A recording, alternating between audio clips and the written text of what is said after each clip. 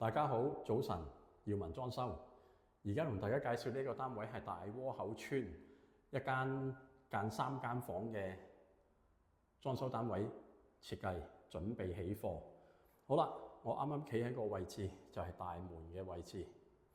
咁呢個單位呢，就間3間房啦。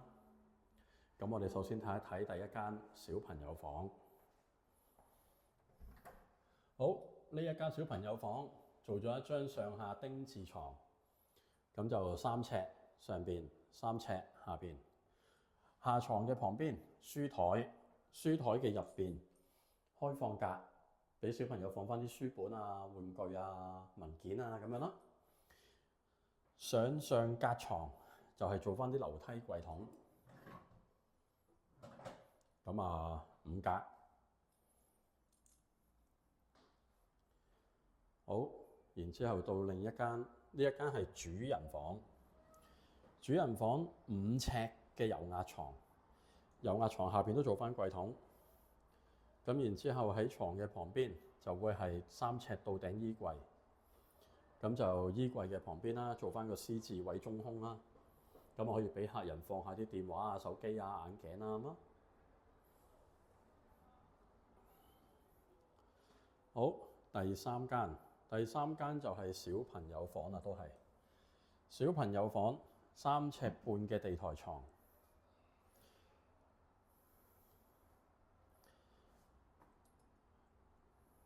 旁邊書台，呢度有一個3尺嘅衣櫃。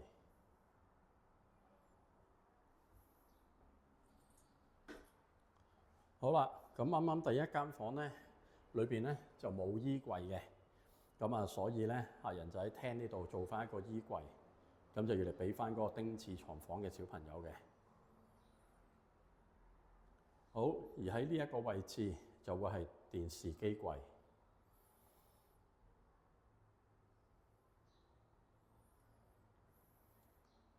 好啦，啱啱大門旁邊啦，就係一個到頂嘅 C 字櫃啦。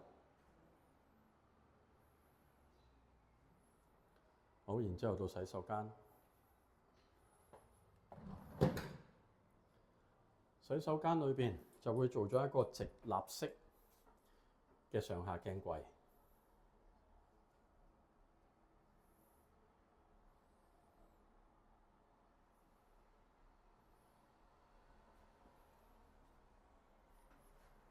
好，跟住到廚房。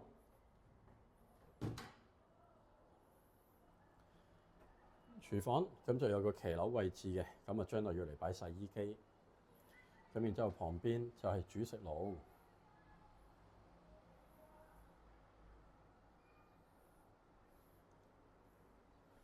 咁就呢度星盤啦。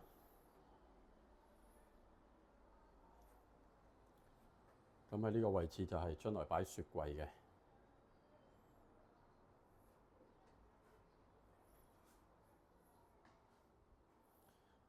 好，咁呢一個單位啦，油漆亦都係鏟底批灰，地台就係鋪長條木紋磚，咁啊做埋呢1、2日，咁樣就可以完成起貨俾客人啦。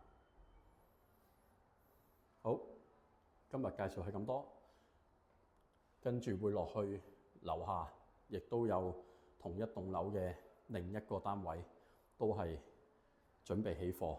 咁轉頭會拍埋片，再同大家一齊分享。